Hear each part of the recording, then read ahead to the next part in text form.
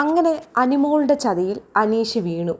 രാവിലെ നമ്മൾ പറഞ്ഞിട്ടേ ഉള്ളൂ ഇതൊരു നല്ലൊരു പ്രപ്പോസലാണെങ്കിൽ നല്ലപോലെ അവർ ജീവിക്കട്ടെ. ഒത്തിരി ആൾക്കാർ അഭിനന്ദനവും അനിമോളുടെയും അനീഷിൻ്റെയും ഫാൻസൊക്കെ ഒന്നിച്ചുകൊണ്ട് ഒത്തിരി റീൽസുമൊക്കെ പോസ്റ്റ് ചെയ്തിട്ടുണ്ടായിരുന്നു.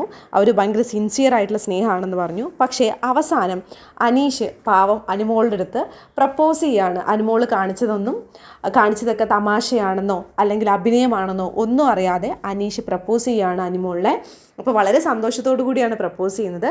പക്ഷേ പ്രപ്പോസ് ചെയ്യുമ്പോൾ അനിമോളങ്ങ് അതായത് 2 വർഷം കഴിഞ്ഞിട്ടേ കല്യാണമുള്ളൂ എന്നൊക്കെ പറഞ്ഞ് ഒരുപാട് ഡീറ്റെയിലിംഗ് ഒക്കെ കൊടുത്തിട്ട്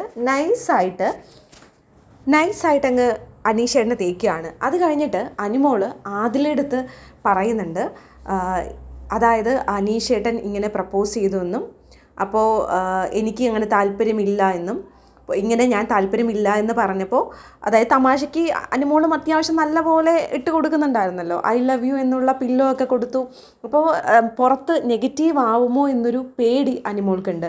അപ്പോൾ അത് കൺഫസ് ചെയ്യുന്നത് പോലെ അതിലെടുത്ത് പോയി പറയുന്നുണ്ട്. അപ്പോൾ അതിൽ ആശ്വസിപ്പിക്കുന്നുണ്ട് നെഗറ്റീവ് ഒന്നും ആവില്ല എന്ന്. അപ്പോൾ അനിമോള് പണ്ട് സ്റ്റാർ മാജിക്കിൽ ഇതുപോലെ തങ്കച്ചൻ എന്ന് പറയുന്ന ഒരു മത്സരാർത്ഥിയുടെ കൂടെ ഇതുപോലെ തമാശയ്ക്ക് ചെയ്തിട്ടുണ്ടായിരുന്നു.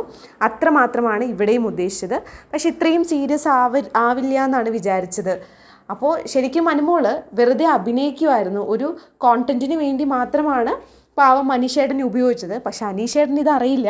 വളരെ ജെന്യൂനായിട്ട് നിന്നുകൊണ്ട് സ്വാഭാവികമായിട്ട് നമ്മൾ ആരാണെങ്കിലും അങ്ങനെ തന്നെ സംഭവിക്കുകയുള്ളൂ. പ്രത്യേകിച്ച് ആ വീട്ടിനുള്ളിൽ സ്നേഹം ഇങ്ങനെ പ്രത്യേകിച്ച് ഒറ്റപ്പെട്ട് സ്നേഹിക്കാൻ ആരുമില്ല എന്ന് കരുതുന്ന ഒരു മനുഷ്യനാണ് അനിമോൾ സ്നേഹം കൊടുക്കുന്നത്.